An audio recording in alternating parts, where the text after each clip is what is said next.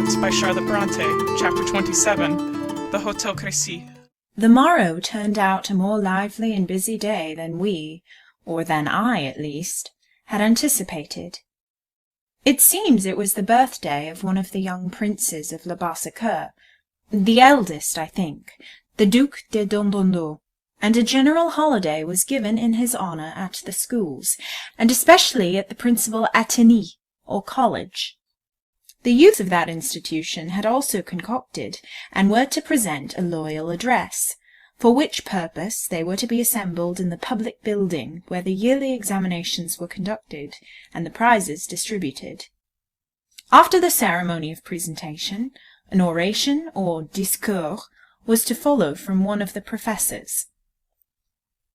Several of Monsieur de Bassompierre's friends, the savants, being more or less connected with the Athénée, they were expected to attend on this occasion, together with the worshipful municipality of Villette, Monsieur le Chevalier Sta, the burgomaster, and the parents and kinsfolk of the Athenians in general. Monsieur de Bassompierre was engaged by his friends to accompany them.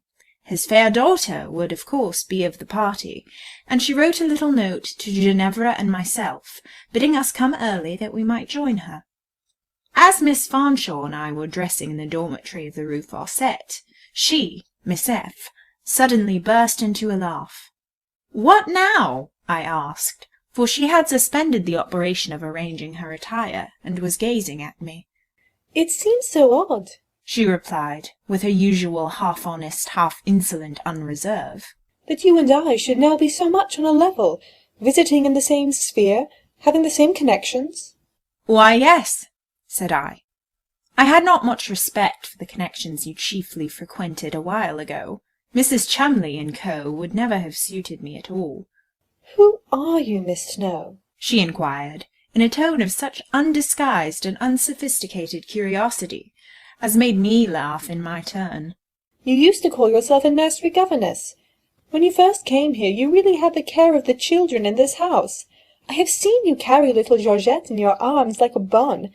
Few governesses would have condescended so far.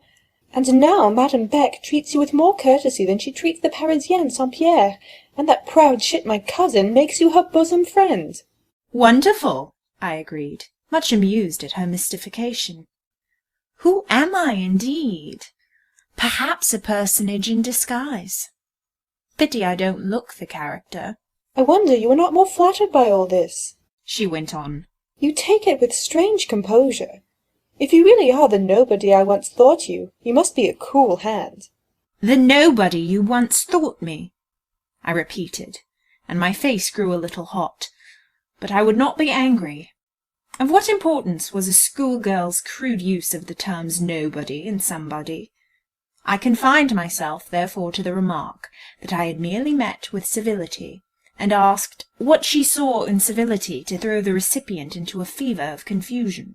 "One can't help wondering at some things," she persisted. "Wondering at marvels of your own manufacture. Are you ready at last?" "Yes. Let me take your arm." "I would rather not. We will walk side by side." When she took my arm, she always leaned upon me her whole weight, and as I was not a gentleman or her lover, I did not like it. "There again," she cried. "I thought by offering to take your arm to intimate approbation of your dress and general appearance. I meant it as a compliment." "You did? You mean, in short, to express that you are not ashamed to be seen in the street with me? That if Mrs. Chumley should be fondling her lapdog at some window, or Colonel de Hamal picking his teeth in a balcony, and should catch a glimpse of us, you would not quite blush for your companion?" "Yes," said she, with that directness which was her best point, which gave an honest plainness to her very fibs when she told them, which was, in short, the salt, the sole preservative ingredient of a character otherwise not formed to keep. I delegated the trouble of commenting on this "yes" to my countenance, or rather my under lip voluntarily anticipated my tongue, of course. Reverence and solemnity were not the feelings expressed in the look I gave her. "Scornful, sneering creature," she went on, as we crossed a great square, and entered the quiet, pleasant park, our nearest way to the Rue Crécy. "Nobody in this world was ever such a Turk to me as you are." You bring it on yourself. Let me alone. Have the sense to be quiet. I will let you alone.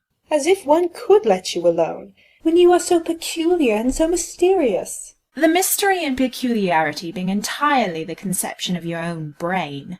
Maggots, neither more nor less. Be so good as to keep them out of my sight. But are you anybody? Persevered she, pushing her hand in spite of me under my arm, and that arm pressed itself with inhospitable closeness against my side, by way of keeping out the intruder. Yes, I said, I'm a rising character. Once an old lady's companion, then a nursery governess, now a school-teacher. Do tell me who you are. I'll not repeat it, she urged, adhering with ludicrous tenacity to the wise notion of an incognito she had got hold of, and she squeezed the arm of which she had now obtained full possession, and coaxed and conjured till I was obliged to pause in the park to laugh. Throughout our walk she rang the most fanciful changes on this theme, proving by her obstinate credulity or incredulity her incapacity to conceive how any person not bolstered up by birth or wealth, not supported by some consciousness of name or connection, could maintain an attitude of reasonable integrity. As for me, it quite sufficed to my mental tranquillity that I was known where it imported that known I should be. The rest sat on me easily. Pedigree, social position, and recondite intellectual acquisition occupied about the same space and place in my interests and thoughts. They were my third-class lodgers, to whom could be assigned only the small sitting-room and the little back bedroom. Even if the dining and drawing-room stood empty, I never confessed it to them, as thinking minor accommodations better suited to their circumstances. The world, I soon learned, held a different estimate, and I make no doubt the world is very right in its view, yet believe also that I am not quite wrong in mine. There are people whom a lowered position degrades morally, to whom loss of connection costs loss of self-respect. Are not these justified in placing the highest value on that station and association which is their safeguard from debasement? If a man feels that he would become contemptible in his own eyes were it generally known that his ancestry was simple and not gentle, poor and not rich, workers and not capitalists, would it be right severely to blame him for keeping these fatal facts out of sight, for starting, trembling, quailing at the chance which threatens exposure? The longer we live, the more out experience widens. Less prone are we to judge our neighbour's conduct, to question the world's wisdom. Wherever an accumulation of small defences is found, whether surrounding the prude's virtue or the man of the world's respectability, there, be sure, it is needed. We reached the Hôtel Crécy. Paulina was ready. Mrs. Bretton was with her, and under her escort and that of Monsieur de Bassompierre, we were soon conducted to the place of assembly, and seated in good seats at a convenient distance from the tribune. The youth of the Athénée were marshalled before us. The municipality and their burgomeister were in places of honour. The young princes, with their tutors, occupied a conspicuous position, and the body of the building was crowded with the aristocracy and the first burghers of the town. Concerning the identity of the professor by whom the discours was to be delivered, I had as yet entertained neither care nor question. Some vague expectation I had that a savant would stand up and deliver a formal speech, half dogmatism to the Athenians, half flattery to the princes. The tribune was yet empty when we entered, but in 10 minutes after it was filled. Suddenly, in a second of time, a head, chest, and arms grew above the crimson desk. This head I knew. Its colour, shape, port, expression were familiar both to me and Miss Fanshawe. The blackness and closeness of cranium, the amplitude and paleness of brow, the blueness and fire of glance were details so domesticated in the memory, and so knit with many a whimsical association, as almost by this their sudden apparition to tickle fancy to a laugh. Indeed, I confess for my part I did laugh till I was warm, but then I bent my head and made my handkerchief in a lowered veil the sole confidants of my mirth. I think I was glad to see Monsieur Paul. I think it was rather pleasant than otherwise to behold him set up there, fierce and frank, dark and candid, testy and fearless, as when regnant on his estrade in class. His presence was such a surprise. I had not once thought of expecting him. though I knew he filled the chair of Villette in the college. With him in that tribune, I felt sure that neither formalism nor flattery would be our doom. But for what was vouchsafed us, for what was poured suddenly, rapidly, continuously on our heads, I own I was not prepared. He spoke to the princes, the nobles, the magistrates, and the burghers, with just the same ease, with almost the same pointed, choleric earnestness, with which he was wont to harangue the 3 divisions of the Rue Fossette. The collegians he addressed, not as schoolboys, but as future citizens and embryo patriots. The times which have since come on Europe had not been foretold yet, and Monsieur Emmanuel's spirit seemed new to me. Who would have thought the flat and fat soil of Le Bossicur could yield political convictions and national feelings, such as were now strongly expressed? Of the bearing of his opinions I need here give no special indication. Yet it may be permitted me to say that I believed the little man not more earnest than right in what he said. With all his fire he was severe and sensible. He trampled utopian theories under his heel. He rejected wild dreams with scorn. But when he looked in the face of tyranny, oh, then there opened a light in his eye worth seeing. And when he spoke of injustice, his voice gave no uncertain sound, but reminded me rather of the band trumpet, ringing at twilight from the park. I do not think his audience were generally susceptible of sharing his flame in its purity, but some of the college youth caught fire as he eloquently told them what should be their path and endeavour in their countries and in Europe's future. They gave him a long, loud, ringing cheer as he concluded. With all his fierceness, he was their favourite professor. As our party left the hall, he stood at the entrance. He saw and knew me, and lifted his hat. He offered his hand in passing, and uttered the words, Qu'en dites-vous? Question eminently characteristic, and reminding me, even in this his moment of triumph, of that inquisitive restlessness, that absence of what I considered desirable self-control, which were amongst his faults. He should not have cared just then to ask what I thought, or what anybody thought. But he did care, and he was too natural to conceal, too impulsive to repress his wish. Well, if I blamed his over-eagerness, I liked his naivete. I would have praised him. I had plenty of praise in my heart, but alas, no words on my lips. Who has words at the right moment? I stammered some lame expressions, but was truly glad when other people, coming up with profuse congratulations, covered my deficiency with their redundancy. A gentleman introduced him to Monsieur de Bassompierre, and the Count, who had likewise been highly gratified, asked him to join his friends, for the most part Monsieur Emmanuel's likewise, and to dine with them at the Hôtel Crécy. He declined dinner, for he was a man always somewhat shy at meeting the advances of the wealthy. There was a strength of sturdy independence in the stringing of his sinews, not obtrusive, but pleasant enough to discover as one advanced in knowledge of his character. He promised, however, to step in with his friend, Monsieur A., a French academician, in the course of the evening. At dinner that day, Ginevra and Paulina each looked, in her own way, very beautiful. The former, perhaps, boasted the advantage in material charms, but the latter shone pre-eminent for attractions more subtle and spiritual, for light and eloquence of eye, for grace of mien, for winning variety of expression. Ginevra's dress of deep crimson relieved well her light curls, and harmonized with her rose-like bloom. Paulina's attire, in fashion close, though faultlessly neat, but in texture clear and white, made the eye graceful for the delicate life of her complexion, for the soft animation of her countenance, for the tender depth of her eyes, for the brown shadow and bounteous flow of her hair, darker than that of her Saxon cousin, as were also her eyebrows, her eyelashes, her full irids, and large mobile pupils.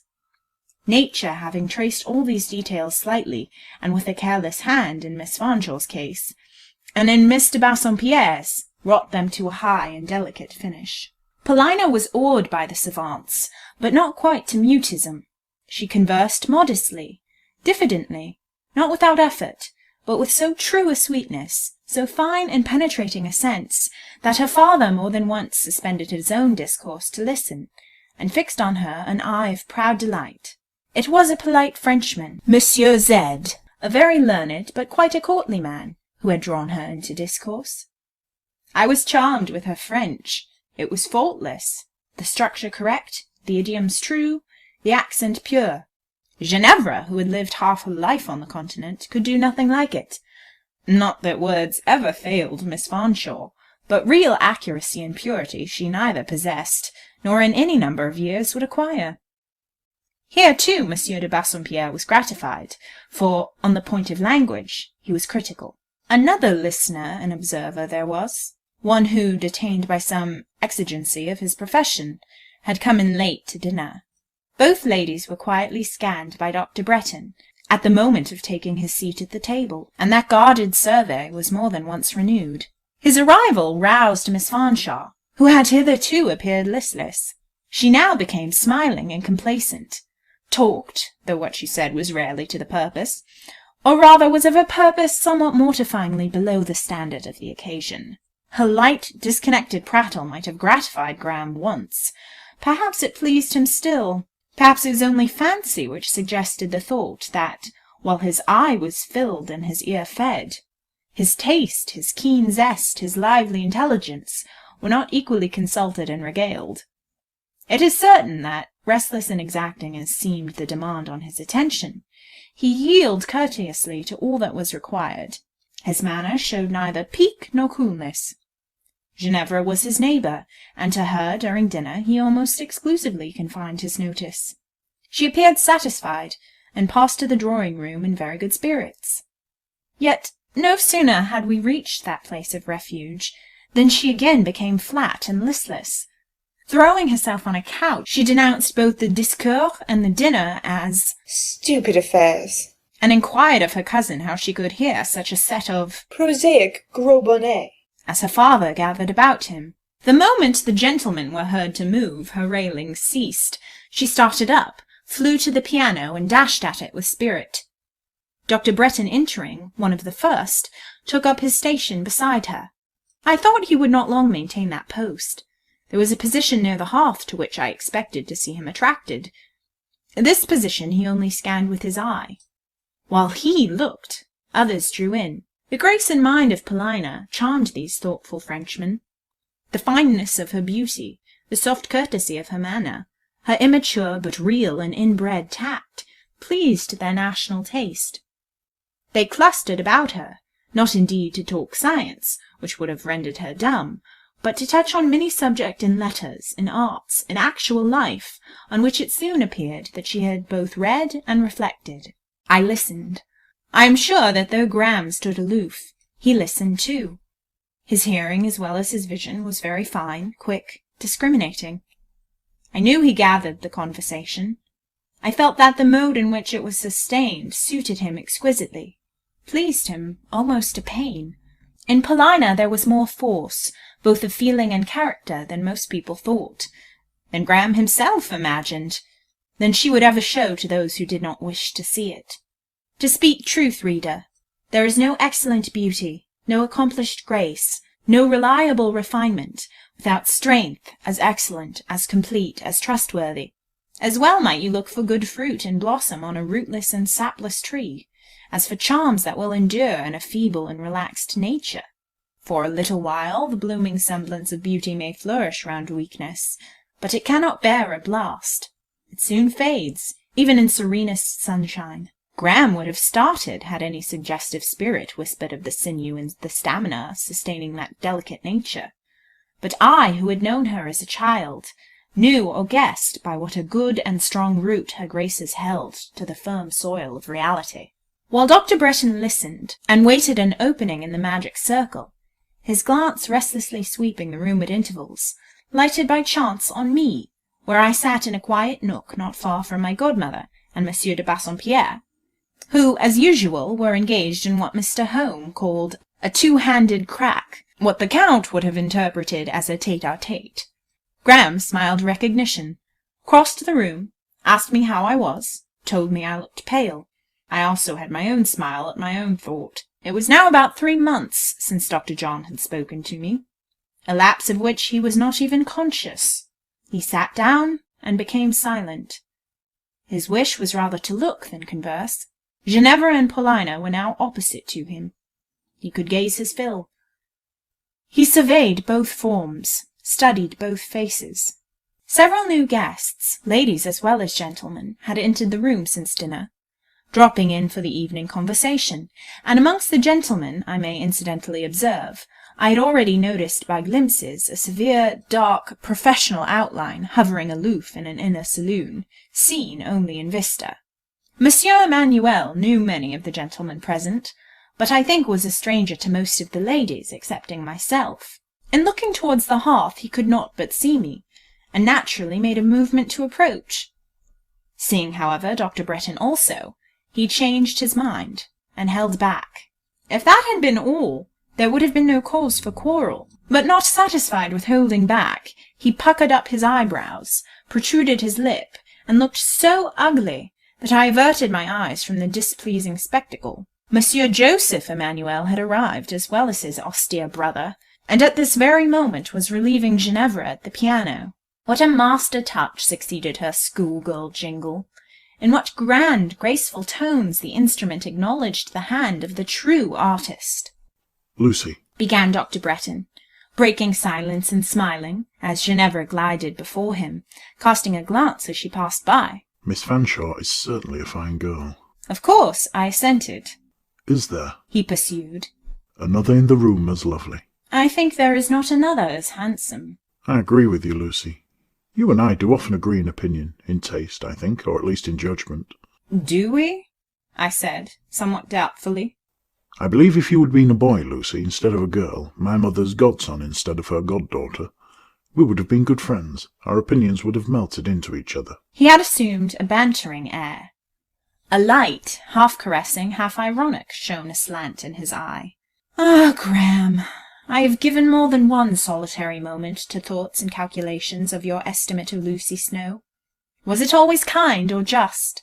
Had Lucy been intrinsically the same, but possessing the additional advantages of wealth and station? Would your manner to her, your value for her, have been quite what they actually were?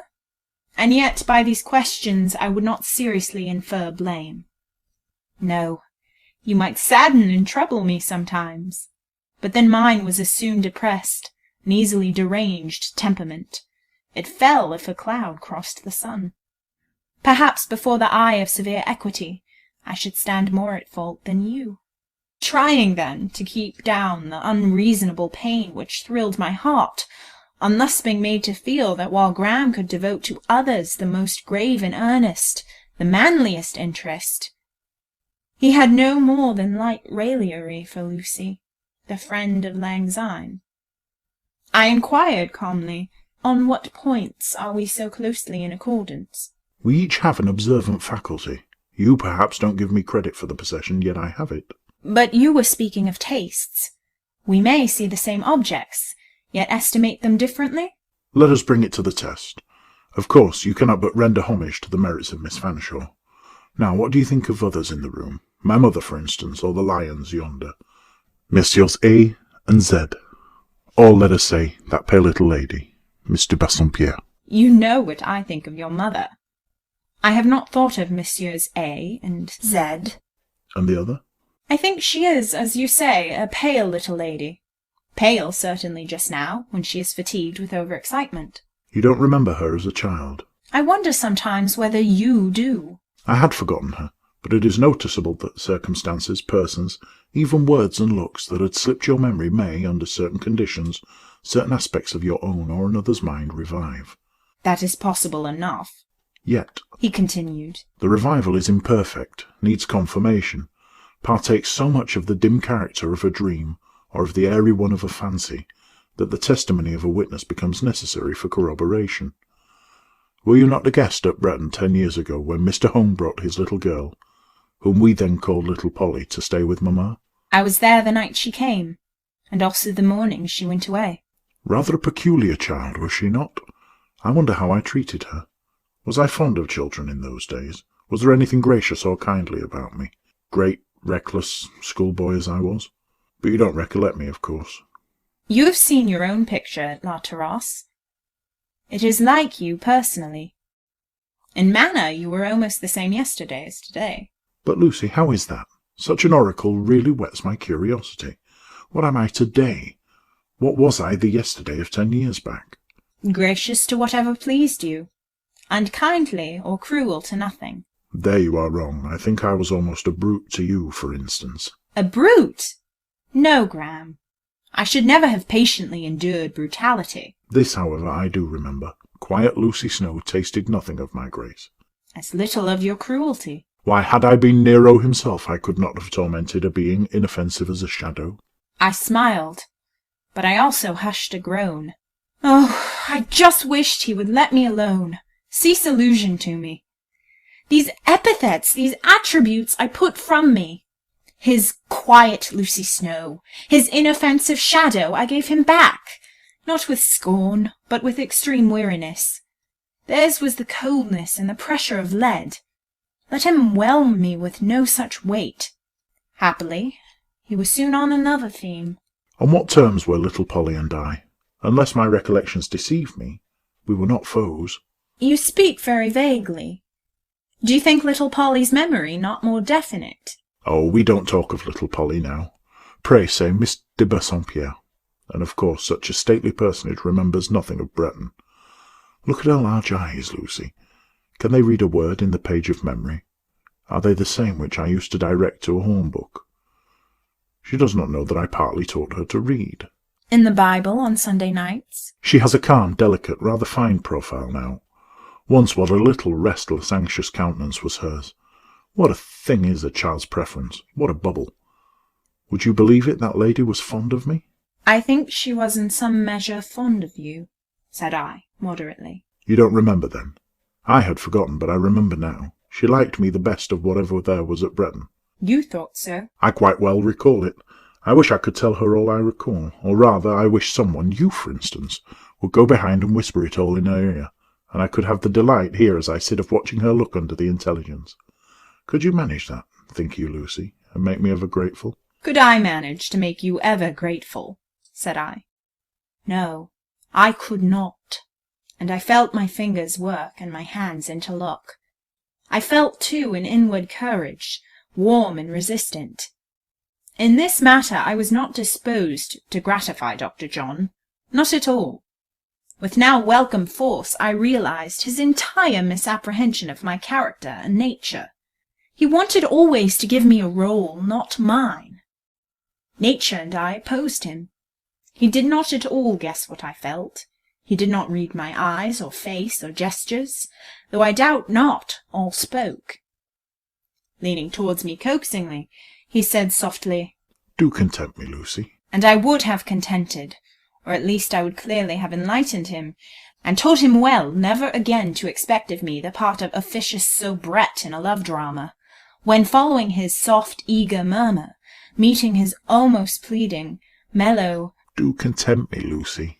A sharp hiss pierced my ear on the other side. Petite chatte doucerette coquette, Sibilated the sudden boa constrictor. vous avez l'air bien triste, soumis, rêveur, mais vous ne l'êtes pas. C'est moi qui vous le dis. Sauvage, la flamme à l'âme, l'éclair aux yeux. Oui, j'ai la flamme à l'âme, et je dois l'avoir, retorted I, turning in just wrath. But Professor Emmanuel had hissed his insult and was gone. The worst of the matter was that Dr. Breton, whose ears, as I have said, were quick and fine, caught every word of this apostrophe. He put his handkerchief to his face and laughed till he shook. Well done, Lucy, cried he. Capital. Petit chat, petit coquette. Oh, I must tell my mother. Is it true, Lucy, or half true?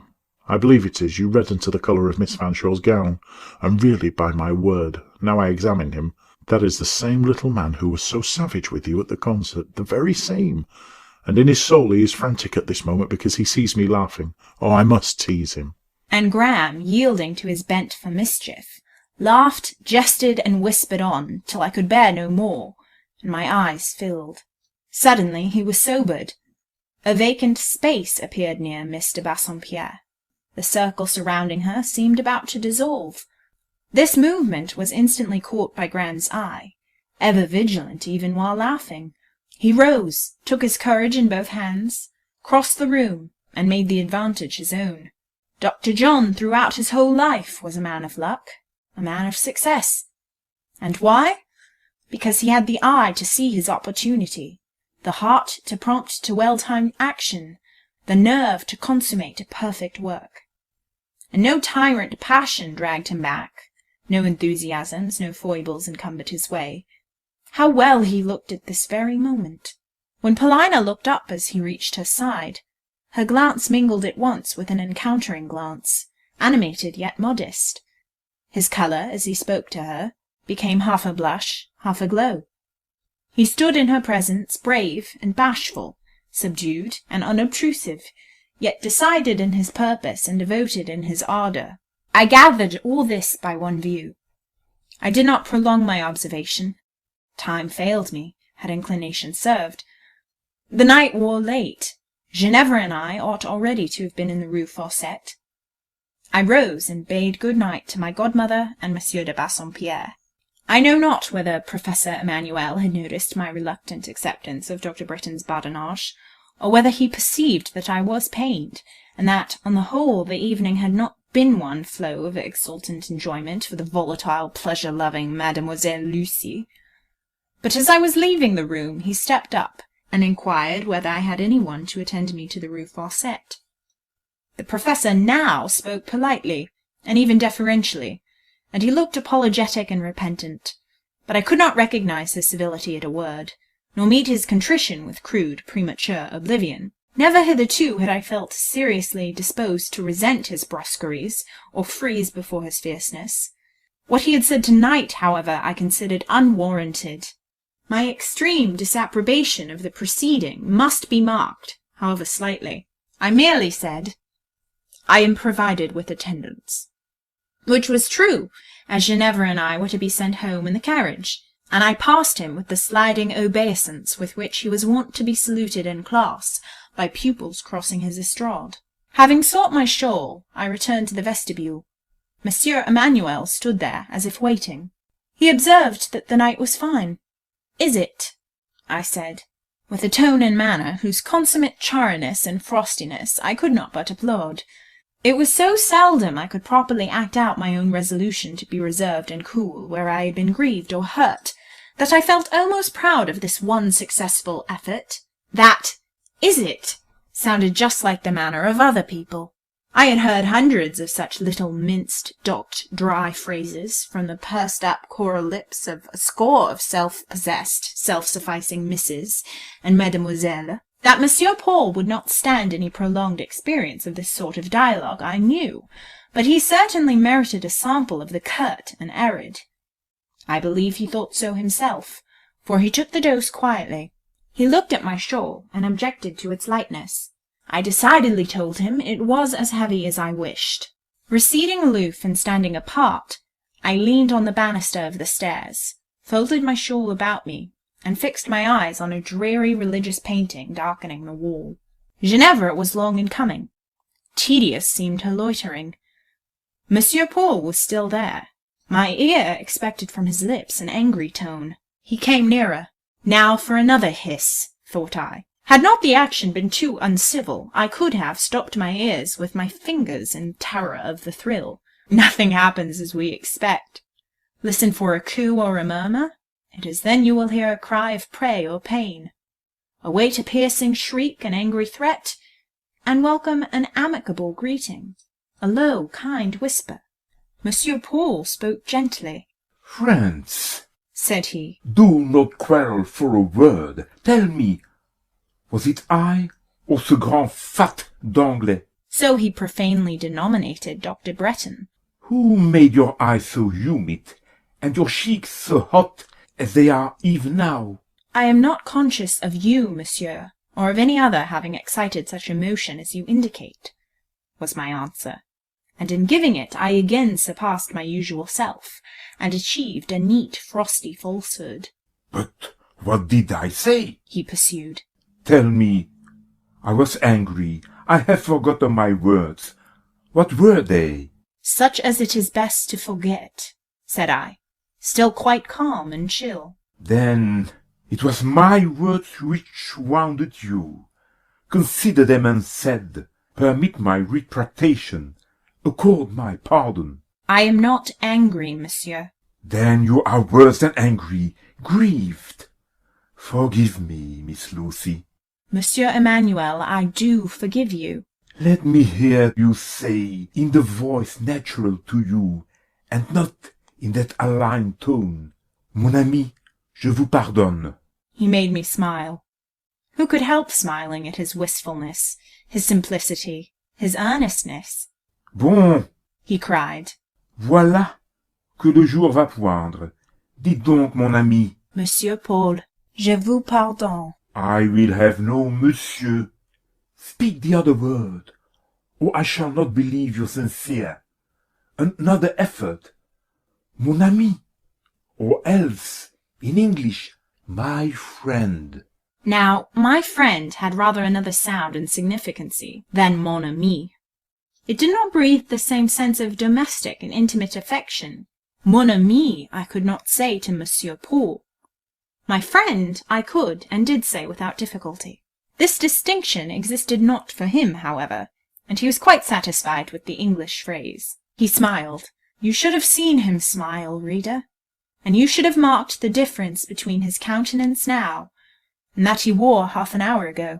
I cannot affirm that I had ever witnessed the smile of pleasure, or content, or kindness round Monsieur Paul's lips, or in his eyes before. The ironic, the sarcastic, the disdainful, the passionately exultant I had hundreds of times seen him express by what he called a smile, but any illuminated sign of milder or warmer feelings struck me as wholly new in his visage. It changed it as from a mask to a face. The deep lines left his features. The very complexion seemed clearer and fresher. That swart, sallow, southern darkness which spoke his Spanish blood became displaced by a lighter hue. I know not that I have ever seen in any other human face an equal metamorphosis from a similar cause. He now took me to the carriage. At the same moment Monsieur de Bassompierre came out with his niece. In a pretty humour was Mistress Fanshawe. She had found the evening a grand failure. Completely upset as to temper, she gave way to the most uncontrolled moroseness as soon as we were seated, and the carriage door closed. Her invectives against Dr. Bretton had something venomous in them. Having found herself impotent either to charm or sting him, hatred was her only resource, and this hatred she expressed in terms so unmeasured and proportions so monstrous that, after listening for a while with assumed stoicism, my outraged sense of justice at last and suddenly caught fire. An explosion ensued, for I could be passionate too, especially with my present fair but faulty associate, who never failed to stir the worst dregs of me. It was well that the carriage wheels made a tremulous rattle over the flinty Choseville pavement, for I can assure the reader there was neither dead silence nor calm discussion within the vehicle. Half in earnest, half in seeming, I made it my business to storm down Ginevra. She had set out rampant from the Rue Crécy. It was necessary to tame her before we reached the Rue Fossette.